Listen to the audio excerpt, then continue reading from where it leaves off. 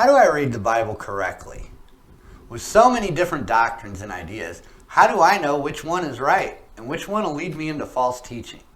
I need to know truth and be sure that it is truth I actually have. In this video, as we walk through the basic principles of interpretation that we call hermeneutics. Hit the subscribe button and get your notebook. It's an introduction to hermeneutics on Teaching Truth Today. In the beginning, I misunderstood. No, Now not I've Herman got it. Munster, and it wasn't invented by Herman Munster. It's hermeneutics.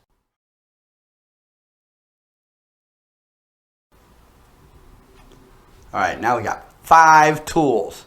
Number 1, be sensitive to distinctions between Israel and the church, and Old Covenant and New Covenant eras and requirements.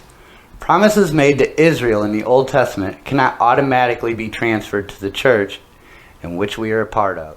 Remember to follow the audio podcasts that go along with each of these 2020 Vision videos. This is one place where we get really in depth into Abraham and covenant theology.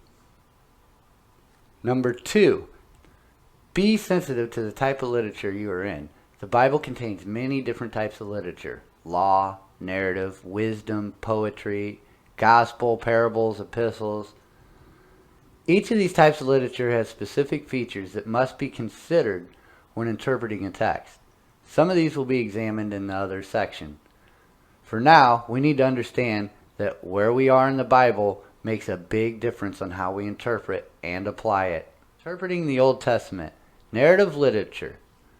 Much of the Old Testament contains narrative literature. First, the passage needs to be interpreted in its historical context, and then applications can be drawn from the characters and the events.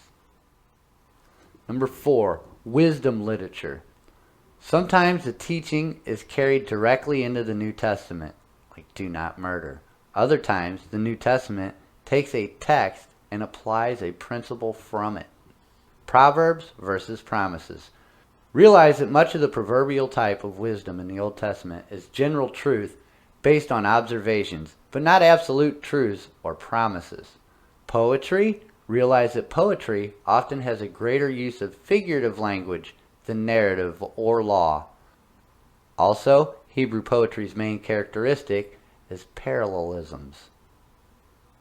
Legalism versus law. Realize that Christians are not under the law as a legal system, but that we are to fulfill the principle that stand behind the law of loving God and loving one's neighbor.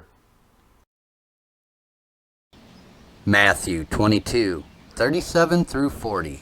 Verse 37, you shall love the Lord your God with all your heart and with all your soul and with all your mind. Verse 38, this is the great and foremost commandment. Verse 39, the second is like it. You shall love your neighbor as yourself. Verse 40, on these 2 commandments depend the whole law and the prophets. And let's review the 5 tools to help interpretation. Number 1, be sensitive to the distinction between Israel and the church in Old Covenant and New Covenant eras and requirements. Number 2, be sensitive to the type of literature you are in.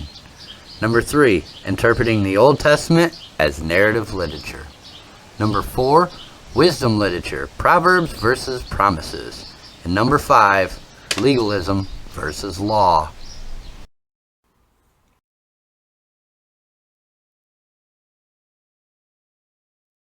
Biblical interpretations is more than knowing a set of rules, but it cannot be done without the rules. So learn the rules and rightly apply them. I'm Mike Allen from Teaching Truth Today. So long, everyone. 2, 3, 4.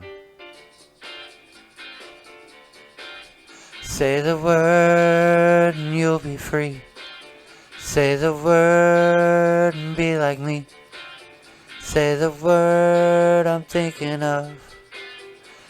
It's so fine, it's sunshine, it's the word love.